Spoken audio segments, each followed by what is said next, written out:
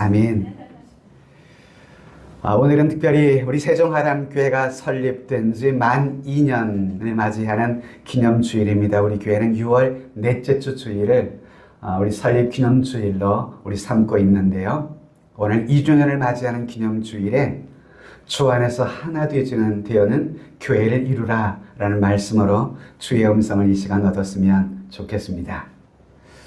여러분, 우리 교회는 우리 목회자 가정, 우리 자녀들과 함께 4명으로 교회가 설립됐습니다.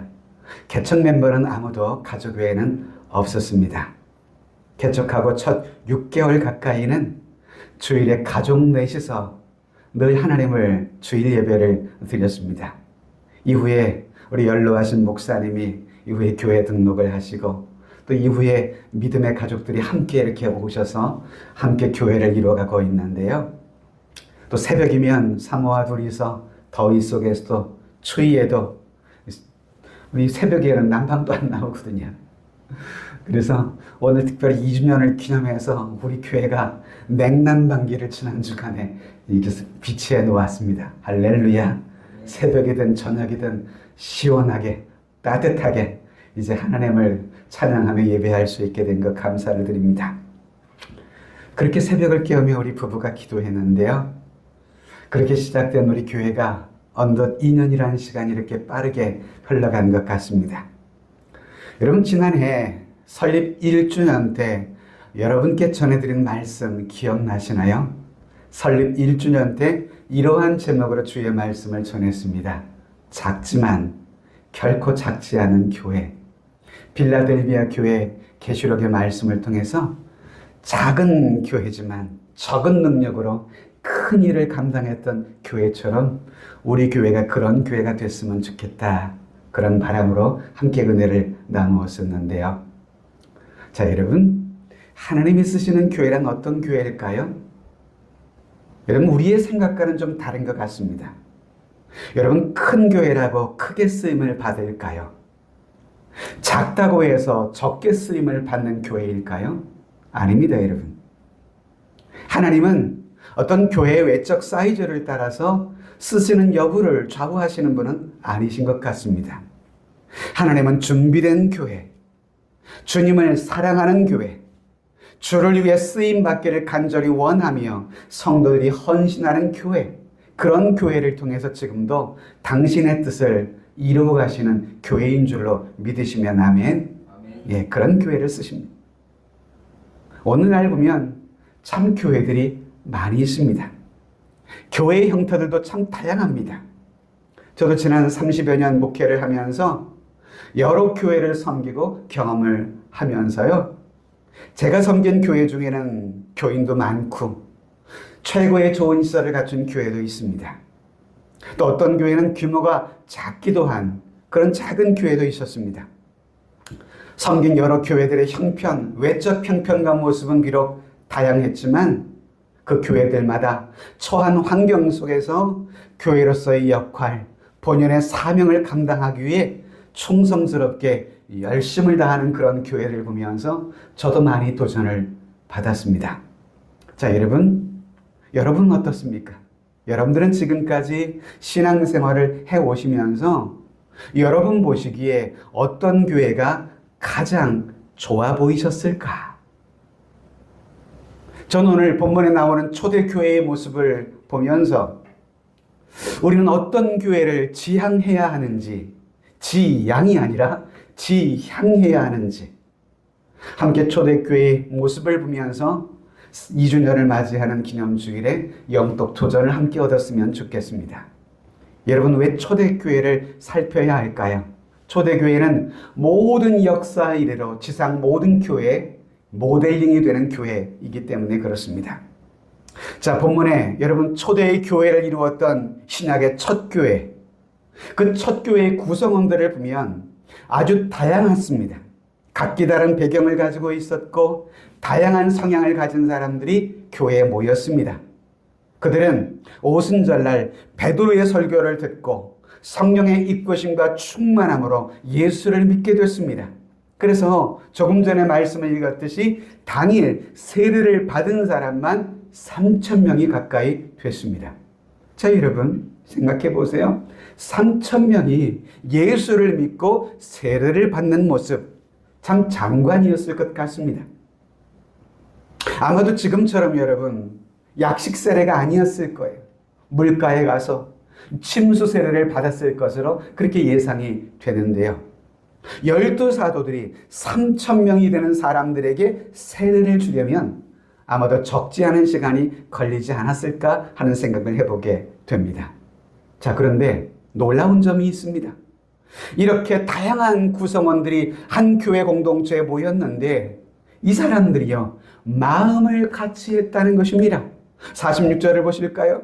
날마다 마음을 같이 하여 성전에 모이기를 힘쓰고.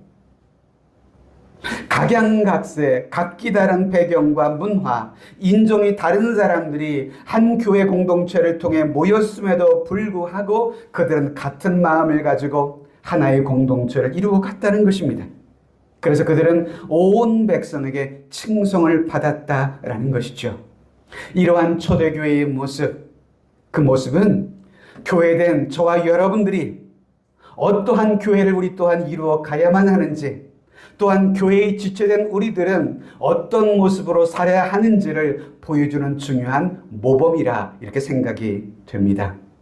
전 그래서 본문을 통해서 초대 교인들이 갖게 되었던 같은 마음의 비밀이 무엇에 있었는지를 살피고 2주년을 맞이하고 또 새로운 3년을 향해 나아갈 우리 세종하람교회가, 그리고 또 우리 그 교회의 지체된 우리 모두가 어떻게 마음을 같이 하고 어떻게 같이 힘써야 하는지를 살피면서 새로이 줄 하나님의 은혜와 비전을 꿈꾸는 그러한 귀한 시간이 되었으면 좋겠습니다. 자, 첫 번째는요, 초대교회의 성도들은 하나님의 뜻을 아는 것에 한 마음을 품었습니다. 무엇을 아는 일에? 하나님의 뜻을 아는 일에. 3천 명의 사람들이 예수를 믿고 세례를 받았다고 했는데요. 그들이 이 세례를 받게 된 이유가 무엇 때문이었습니까? 베드로의 설교를 듣고 난 후였습니다. 여러분, 베드로가 전한 메시지의 핵심이 무엇이었을까요? 베드로는 그들에게 적나라하게 질타하며 말씀을 전했습니다. 당신들이 얼마 전에 십자가에 못 박으라고 외쳤던 그 예수가 바로 하나님이 보내신 구원자 메시아다라고 하는 것을 전했던 것이에요. 그 메시아를 당신들이 십자가에 못 박아 죽인 것이요 라고 외쳤던 것입니다. 이 베드로의 설교를 들었던 사람들은 너무도 마음에 큰 찔림이 됐습니다. 자신들이 무슨 일을 저질렀는지를 그 말씀을 듣고서야 깨닫게 된 것이죠. 37절을 보시면 그들이 이 말을 듣고 마음에 찔려 베드로와 다른 사도들에게 물어 이르되 형제들아 우리가 어찌할꼬 하거늘. 그들은 베드로의 설교를 듣고 자신들의 죄를 발견하며 회개했고, 그리고 이어서 예수를 믿어 세례받게 된 것이죠. 즉, 당시 교인들은 베드로가 전하고 있는 하나님의 말씀을 듣고는 하나님의 마음을 알게 된 것입니다. 그 하나님의 마음이 무엇입니까? 자신들을 구원하시려고 독생자인 당신의 아들을 십자가에 내어 주시기까지 하신 그분의 사랑과 그 은혜를 하나님의 말씀을 통해 깨닫게 된 것입니다.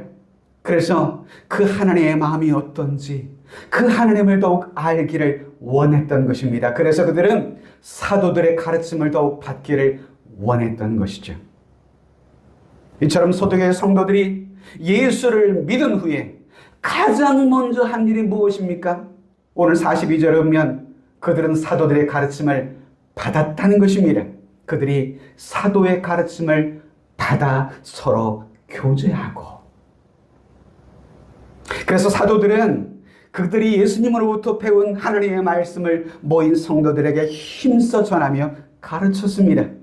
그리고 성도들은 사도가 전하는 그 가르침을 통해서 하나님의 마음, 그분의 뜻이 무엇인지를 구체적으로 알게 되어지고 그분의 뜻을 따라 살아가기를 소원했던 것이죠. 자, 여러분 그렇잖아요. 우리 학교에서 좋은 학생이란 어떤 학생을 좋은 학생이라고 부르죠? 무엇인가 더욱 알기 위해서 선생님의 가르침을 잘 받는 학생이 좋은 학생 아니던가요? 여러분들의 자녀 또한 그러한 학생이 되기를 부모 여러분 바라실 것입니다. 그죠? 억지로 가르치는 학생이 아니라 스스로 무언가 알고자 하는 의욕을 가지고 배우려고 하는 학생, 그런 학생이 굿 스튜던트 아니던가요? 좋은 학생이잖아요. 동일한 적용을 해보면 교회에서 좋은 교인이란, 좋은 성도란 어떤 성도를 말해요? 하나님의 말씀을 사모하며 그분의 뜻을 깨달아 하나님을 더욱 뜻에 따라 살아가기를 원하는 성도, 그런 성도가 좋은 성도라 말할 수 있을 것입니다. 여러분 어떤가요? 전 우리 교회, 우리 성도들이 그러한 믿음의 가족들이 되어지기를, 혹시 그렇지 못하다 할지라도 그러한 성도가 되기를 소망하면 크게 아멘 합시다. 아멘. 네, 그런 성도가 되자고요. 하나님이 어떤 분인지, 하나님의 뜻이 무엇인지를 알기 위해 말씀의 가르침을 받기를 힘쓰는 사람, 그런 성도가 좋은 성도라고 말할 수 있죠. 자, 여러분, 당시 3,000명이나 되는 사람들, 각기 다양한 배경과 문화를 가진 사람들이었지만 이들이 같은 마음을 품게 된 그 배경에는 여러분, 사도들의 가르침을 함께 그들은 받았고 받은 그 말씀으로 마음이 하나가 되었기 때문이었습니다. 즉 초대교회는요, 하나님의 말씀을 받아서 하나님의 뜻을 구하는 교회였다 이 말입니다. 즉 그 교회는 하나님의 말씀을 기초로 하는 교회였다 이 말입니다. 여러분, 교회는 하나님의 은혜와 그분의 말씀의 터 위에 세워져야만 합니다.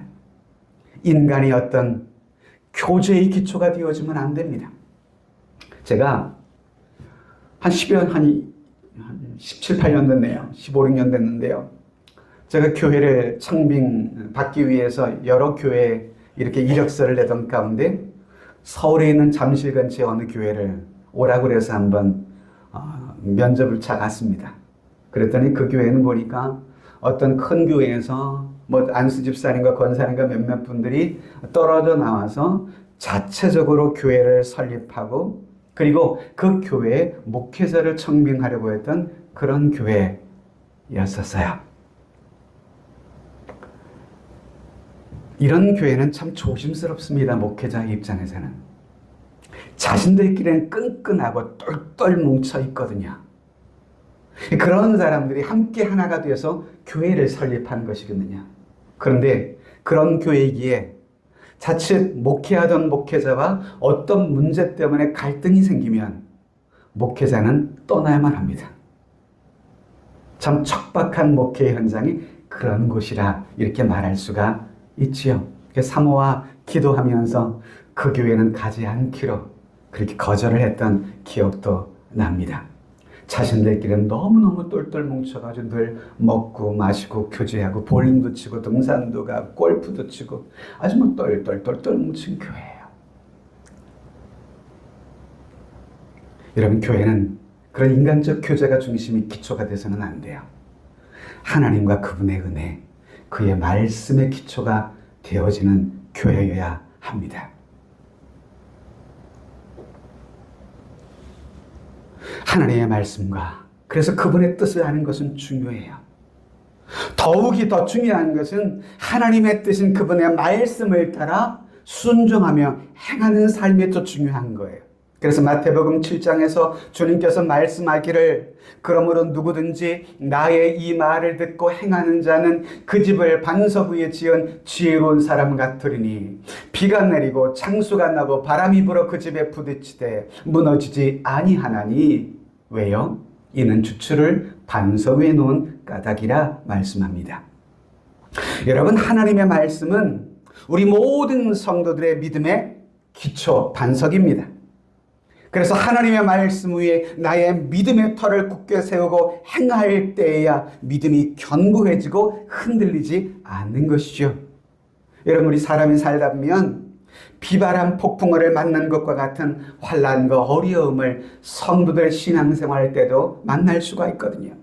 이때에 말씀의 기초에 그의 믿음이 놓이지 않는 성도들은 이런 환난과 시련을 만나면 그의 믿음이 뿌리채 흔들리는 것을 종종 보기도 합니다. 마치 모래 위에 집을 짓게 되면 물이 한번 쫙 왔다 가면 다 사라지고 마는 것처럼 모래 위에 성과 같은 성, 그것이 하나님의 말씀에 기초하지 않는 믿음이 갖는 결과들이라는 말씀이죠. 그러나 오늘 주님이 말씀하셨듯 하나님의 말씀 위에 기초를 놓은 성도, 그런 성도는요, 그 어떤 환난 속에서 흔들리지 않고 요동치 않는 마치 반석 위에 집을 짓는 자와 같다라고 말씀을 하는 것입니다. 그러므로 교회는요, 성도는요, 하나님의 뜻을 더욱 힘써 알기를 소원해야 합니다. 그래서 우리는 하나님의 말씀을 더욱 배워야 합니다. 한 주간 그저 듣는 하나님의 말씀으로 만족하지 아니하고 때로는 개인적으로 경건의 시간을 통해 하나님의 말씀을 가까이 하고 또 교회에서 특별히 어떤 바이블 스터디하는 프로그램이 있으면 적극적으로 참여해서 하나님의 말씀을 구체적으로 깨닫기를 힘써야만 하는 것입니다. 그래야 우리는 주 안에서 한 마음을 품을 수가 있습니다. 초대교회의 성도들처럼. 우리를 둘러싼 상황이 때로 변한다고 할지라도, 그러나 우리가 하나님의 말씀 안에서 하나가 되기만 하면 어떤 시련에서 흔들리지 않고 저와 여러분들, 우리 교회는 굳건하게 세워지게 될 줄로 믿습니다. 두 번째는 여러분, 초대교회의 성도들은요, 기도의 한 마음을 품었습니다. 기도의 한 마음을 품었어요. 여러분 묻습니다. 여러분들은 요즘 어떤 일에 여러분들의 힘과 에너지를 쏟으며 살아가고 계시나요? 어떤 분들은 자신에게 주어진 사업과 직장 생활에 에너지를 쏟는 분도 있습니다. 또 자녀 양육을 위해서 에너지를 쏟는 분들도 있고요. 또한 자신의 건강을 위해 무엇보다 피트니스에 힘을 쓰는 분들도 있지요. 또한 어떤 분들은, 어떤 자녀는 컴퓨터 게임에 에너지를 쏟는 자녀들도 있기도 합니다. 자, 그렇다면 우리 성도는, 성도인 나 자신은 무엇에 힘쓰며 살아야만 할까? 자, 오늘 본문에 보면 초대교회의 성도들이 힘썼던 그들의 삶의 두 가지 특징을 한 가지 살펴볼 수가 있는데요. 42절에 보면 그들이 사도의 가르침을 받아 서로 교제하고 떡을 떼며 오롯이 무엇하기를 힘쓰니라? 기도하기를 힘쓰니라. 또 46절에 보면 날마다 마음을 같이하여 어디에 모이기를 힘썼다고요? 성전에 모이기를 힘썼다고요. 기도하기를 힘썼다. 날마다 마음을 같이하여 성전에 모이기를 힘썼다. 오늘 초대교회 성도들의 삶의 특징 가운데 하나가 날마다 마음을 같이하여 기도에 힘썼음을 성경은 강조하고 있습니다. 여러분, 초대교회는 성령의 충만함을 통하여 마가의 다락방에서 시작이 됐습니다. 그들은 성전에 모여 사도들을 통해서 예수님의 말씀을 듣고 들은 후에 더욱 기도에 힘썼던 그런 성도들이었습니다. 그들이 이처럼 기도에 힘썼던 이유, 그것은 자신들이 원하는 것을 얻기 위한 것만은 아니었습니다. 그들은 사도들의 가르침을 통하여 하나님의 뜻을 알게 됐잖아요. 그리고 이제 그 하나님의 뜻이 자신들의 삶에, 그리고 교회 공동체 가운데 이루어지기를 간절히 소원했던 것입니다. 저 여러분, 우리 또한 마찬가지죠. 우리가 정말 하나님의 말씀과 그분의 뜻을 진정으로 알게 되기만 하면 우리 또한 기도하지 않을 수가 없을 것입니다.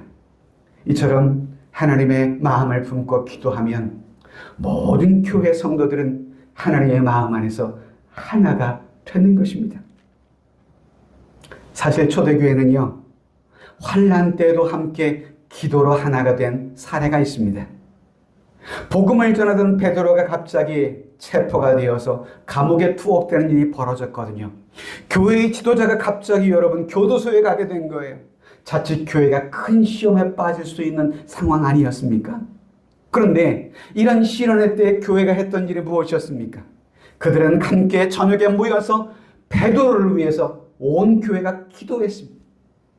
어려움이 닥칠 때 교회는 더욱 기도하며 더욱 하나가 됩니다. 여러분, 교회는요, 기도에 힘쓰는 곳이 되어야 합니다. 우리 또한 비록 연약하지만 기도하는 성도, 기도하는 교회는 하나님의 뜻을 이루는 그런 능력과 역사를 경험하게 되는 것이에요.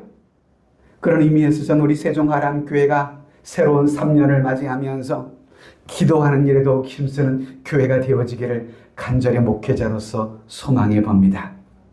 여러분들의 가정과 일터 속에 그래서 하나님의 뜻을 이루어가는 그런 능력 있는 성도로, 그러한 능력 있는 교회로 우리 모두가 함께 쓰임받고 성장해 가기를 진심으로 소원하는 것입니다.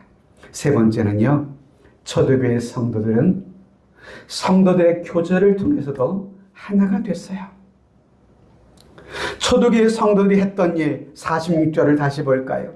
그들이 했던 일 중에 또 한 가지는 같이 읽어봅니다. 시작. 날마다 마음을 같이하여 순전히 모이기를 집에서 떡을 떼며 기쁨과 순전한 마음으로 음식을 먹고. 여기 말씀을 보면 성도들은 떡을 떼며 기쁨과 순전한 마음으로 음식을 먹었다고 했습니다.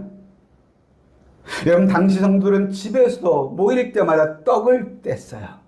여기서 떡을 뗐다는 것은 뭐 방앗간 가서 떡 좋은 거 그냥 먹는 떡, 그런 단순한 의미가 아니고요. 초대교회 성도들이 떡을 떼었다는 것은 주의 만찬, 성찬을 의미하는 단어입니다. 즉, 그들은 모일 때마다 떡을 떼면서 무엇을 기념했을까요? 나를 위해 죽임당하시고 나를 위해 찢기신 그분의 살과 그분의 피를 기념하는, 십자가의 은혜를 기념하는 기념의 시간을 가졌습니다. 그리고 또한 성도들의 이러한 성찬은 함께 음식을 나누며 교제하는 교제로까지 이어졌어요.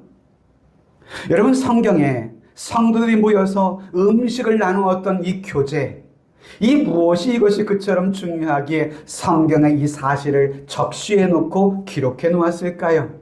그것은 그들의 교제가 그리스도 안에서의 진정한 참 교제였기 때문에 그렇습니다. 세속적인 교제와는 차별화된 교제였다는 이 말이죠. 그래서 성도들이 떡을 떼는 이 성찬과 교제를 통해서 경험하는 것이 있었어요. 그것이 뭡니까? 그들은 예수님께서 자신의 죄를 대신해서 십자가에 죽으셨다는 사실을 깨닫고 함께 고백하며, 또한 그 은혜로 구원받은 모든 성도는 그리스도의 몸인 교회의 지체로서 하나가 된 존재들임을 확인하는 시간이었기 때문이었습니다. 그것이 주의 만찬을 나누고 교제하는 교제의 시간으로 이어지게 만들었던 것이죠.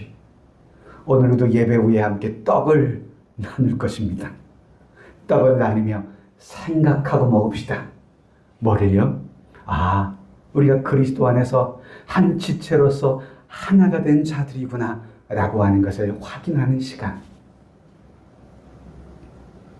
그 3,000명의 성도들은요, 주님의 한 떡, 한 포도주를 마심으로 그리스도의 몸과 피를 함께 받은 한 몸이라는 사실을 모일 때마다 서로 확인했던 것이에요. 그래서 우리는 우리 믿음의 성도들을 가리킬 때 형제님, 자매님이라고 부르잖아요. 참 예수 믿을 때 그 단어 호칭이 너무너무 어색했거든요. 갑자기 형제? 무슨 형제야 내가? 근데 내가 예수 그리스도를 믿어 하나님의 자녀가 되고 보니 형제라고 하는 의미가 얼마나 놀라운 단어인지를 새삼 깨닫는 거예요. 혈육의 형제와는 비할 바 없는 예수 그리스도의 피로 말미암아 새로운 생명을 함께 얻은 믿음 안에서 한 형제요, 믿음 안에서 한 자매라고 하는 이 사실, 여러분 좌우분들을 함께 살펴봅시다. 누구십니까 저분들이? 한번 보시라니까요. 누구세요?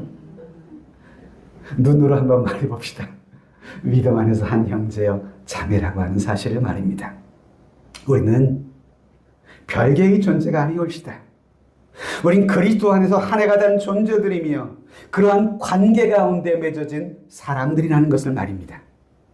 교회는 하나님과의 교제뿐 아니라 성도들 상호간의 믿음의 교제 또한 이루어져야만 하는 이유가 바로 여기에 있는 것입니다. 마지막 네 번째는요, 초대교회 성도들은 서로의 필요를 채우는 일에도 하나가 됐다 이 말이죠. 그런 자신들이 그리스도 안에서 한 몸임을, 함께 음식을 나누는 자리에서만 그들은 그치지 않았습니다. 한 걸음 더 나아가서 다른 사람들의 필요를 채우기 위해서 자신의 것을 나누는 일로까지 그들은 섬김을 시작했습니다. 그래서 성도들은 예수를 믿은 후에 전에 보지 못했던 다른 사람들의 필요가 갑자기 보이기 시작하게 됐습니다. 어떤 성도들에게 필요한 것이 있으면 자신의 것을 쓰라고 선뜻 건네주며 나누는 성도들도 생기기 시작했습니다. 심지어 어떤 성도는 45절에 보니까 자신의 재산과 소유를 팔아서 필요한 사람들에게 나누어주는 이가 있었습니다. 또 재산과 소유를 팔아 각 사람의 필요를 따라서 나누어주며, 그런 이들 가운데 대표적인 분이 바나바와 같은 사람들이죠. 그런 자신의 전 재산을 이웃들을 위해서 다 내어놓았던 사람입니다. 사실 여러분, 전 이런 모습을 보면 놀랍기만 합니다. 죄성을 가진 우리들, 자신이 가진 값지고 귀한 것들, 물질을 나누는 것, 말처럼 그렇게 쉬운 일만은 아니거든요. 자신이 힘써 벌어놓은 재산을 다른 사람을 위해 내놓는다? 정말 특별한 이유가 있지 않는 한 쉽지 않은 일입니다. 제가 한 2주 전 사천을 갔다 왔다고 말씀을 드렸잖아요. 사천을 이렇게 함께 동역자들과 다닐 때 페이스북을 열어보니 갑자기 제 후배 목사님 가운데 전에 함께 동역했던 목사님이 페이스북에 글이 올린 이러한 글이 올라와서 제가 그 자리에서 바로 캡처를 해놓았습니다. 배 목사님이라고 하는 분이신데요. 이러한 글이 남겨 있었어요. 성도님 중 한 분이 자신의 사후, 살고 계시는 아파트와 자신의 통장을 교회에 기증하시겠다고 하여 공증하러 왔습니다. 이분이 영천에서 사역하거든요. 영천에는 공증 변호사가 없어 대구까지 왔습니다. 자녀들도 계신 분인데 천국 소망을 보여주셔서 감사합니다 하면서 공증 촉탁서를 올려놓으셨더라고요. 우리나라 사람들은 자신이 모아놓은 재산을 자녀들에게 물려주기를 다들 바라죠. 왜? 자녀들만큼은 자신처럼 고생하며 살기를 바라지 않기 때문일 것입니다. 순전한 마음으로. 근데 이 배 목사를 섬기는 교회의 한 할머니 권사님께서 자신의 모든 아파트, 자신이 가지고 있는 통장을 교회에 전에 기부하시겠다고, 제가 가진 작은 물질이지만 하나님의 나라와 몸된 교회를 위해서 사용해달라며 헌신한 그런 모습을 바라면서 저도 글을 남겼죠. 너무 감사하네요. 사실 이 목사님의 가정에 수년 전에 큰 아픔이 있었던 그런 목사님 가정이었습니다. 목사님의 딸이 첫째인가 둘째인가 아들이요. 좀 여러 가지 좀 질병 때문에 고생하면서 자라왔던 아이인데 고등학생 자녀였나. 그 아이가 시골길에 자전거 타고 집에 하굣길에 차에 치여서 안타깝게 세상을 떠나는 일이 벌어졌어요. 얼마나 여러분 목회자 부부가 마음이 아프겠어요. 얼마나 상처가 되겠어요. 그 아이가 뛰놀던 교회 앞마당, 예배드리던 그 공간, 그 모습을 볼 때마다 사모님은요, 사무치는 그리움과 고통이 사무치는 거예요. 그 교회에 더 이상 목사님 부부가 있을 수가 없었더래요. 그래서 사임서를 냈습니다. 근데 하나님께서 새로운 교회로 이분을 인도해 주셨는데요. 그 교회에서 경험한 사례인 것입니다. 그래서 제가 큰 아픔과 상처 이후에 하나님이 정말 새롭게 하나님이 목사님의 가정을 위로하시는군요 라고 댓글을 남겨놓기도 했습니다. 자, 여러분, 우리 성도도 이렇게 할 수 있었던 이유가 뭘까요? 무엇이 자신의 이러한 소중하고 값진 것들을 내어놓을 수 있게 한 것일까요? 그것은 주님의 십자가의 놀라운 은혜와 사랑으로 우리가 받았던 구원의 놀라운 축복 때문이었을 것입니다. 주님의 희생과 사랑 안에서 모인 교회 공동체, 그리고 그런 주님 안에서 한 지체가 된 성도들에 대한 그 사랑이 있었기 때문이었을 것입니다. 이 성찬에 함께 참여한 모든 성도들이 나와 함께 그리스도의 몸을 이루고 있는 지체들임을 보기 시작했던 것이에요. 남남이 아니라 저 사람과 내가 그리스도의 몸인 한 지체라고 하는 사실을, 그래서 그들에게 있어서 다른 사람의 필요를 채우는 것은 곧 나의 필요를 채우는 일이었을 것입니다. 여러분이 입으로 먹는다고 해서 입에만 좋은 일일까요? 입에 먹는 음식을 통해 장기가 원활해지고 내 손이 힘을 얻고 발이 힘을 얻는 것 아니에요. 온 지체에게 유익을 주는 거죠. 입만 유익한 거 아니잖아요. 우리 모든 지체들 또한 그렇습니다. 다른 사람이 잘 되는 것이 곧 자신들이 잘 되는 길임을 그들 스스로 깨달았던 것 아닌가 싶어요. 내게 무엇인가 필요하다고 생각된다면 다른 사람들 또한 필요하다는 것을 그들은 깨닫게 됐을 것입니다. 내가 힘든다면 다른 지체 또한 얼마나 힘들까, 이것을 여러분이 인식하게 되었던 것 아닐까요? 내가 정말 위로가 필요한 사람이라고 한다면 다른 사람들에게도 그런 위로가 필요하지 않을까, 그래서 그 위로를 공급하려 했었던 것 아니겠습니까, 여러분? 이처럼 믿음의 공동체는요, 나의 필요를 살피는, 다른 사람들의 필요를 살피는, 그래서 그것을 나눌 수 있는 공동체까지 나아가기를 우리 힘써야만 하지 않을까 하는 생각이 들고요. 이렇듯 우리가 다른 사람들의 필요를 공급할 수 있었던 이 헌신의 동기, 그것은 우리 모두가 그리스도 안에서 한 몸이라고 하는 사실을 자각할 때 가능한 것입니다. 전 우리 교회가 함께 이렇게 얼마 되지 않은 성도들이다 보니까 아직 관계성 면에서 오랜 교회만큼은 아직은 좀 부족함이 있지 않을까 하는 생각이 들어요. 그래서 주위에 이렇게 빠진 분들이 있으면 저분이 혹시 무슨 일이 있나? 가정에 어려움이 있나? 어디 출타를 하셨나? 궁금해할 수 있잖아요. 그럼 한번 전화 한번 드리는 거 어려운 일 아니잖아요. 그래서 집사님 오늘 얼굴을 못 뵀네요. 혹시 무슨 일 있으셨나요? 다음 주엔 꼭 뵙시다. 이런 전화 받으면 빠진 분은요, 힘이 될 거예요. 오늘 빠진 분들 몇몇 보입니다. 함께 여러분, 함께 교제하고 카톡을 통해서든 직접 전화를 통해서든 함께 교제해 주었으면 좋겠어요.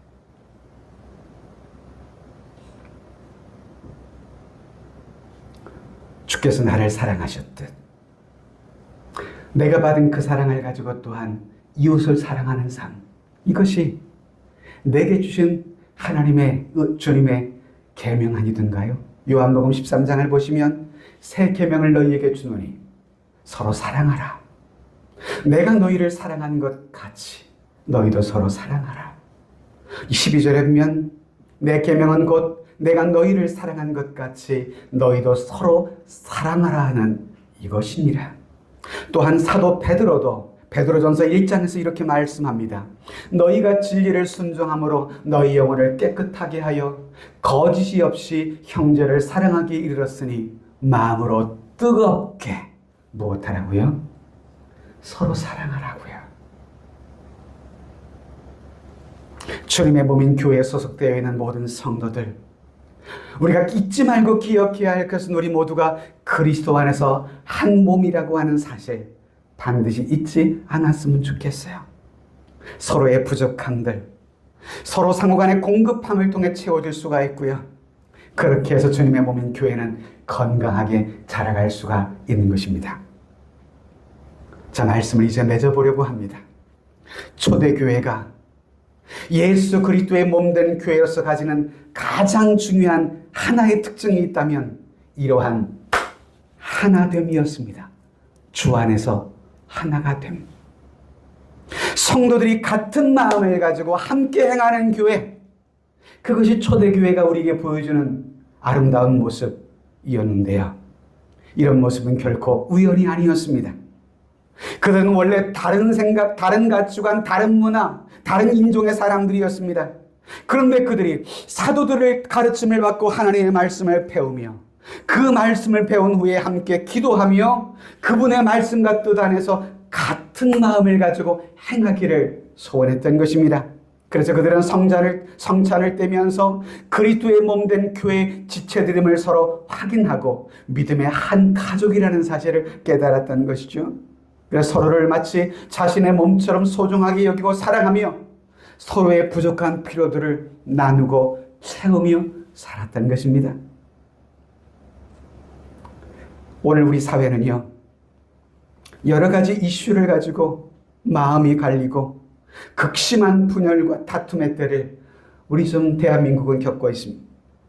이러한 시대 속에서 우리 교회를 이 땅에 세우게 하신 것은 하나님의 뜻이 있다고 생각해요. 하나님께서는 우리 모두를 그리스도의 한 몸인 세종 하남교회를 이루어가는 지체로 불러주셨습니다. 하나님은 우리 교회뿐 아니라 모든 교회가 주 안에서 한 마음을, 같은 마음을 품고 함께 주의 뜻을 이루어가기를 바라십니다. 원하기는 우리 세종 하남교회가 주님의 마음으로 하나가 되는 교회가 되기를 진심으로 축원합니다. 주의 말씀을 따라 행하는 교회가 되기를 축복합니다. 그래서 하나님께는 칭찬받고 세상의 사람들에겐 칭송받는 교회로, 그래서 새로운 3년을 향하여 우리 함께 손에 손을 마주잡고 하나가 되어서 이 교회를 굳건히 세워져가는 아름다운 교회로 영광스럽게 만들어가기를 주님의 이름으로 축복합니다. 우리 함께 이 찬송을 드리며 함께 나갈 텐데요. 하나 되게 하소서라고 하는 찬양이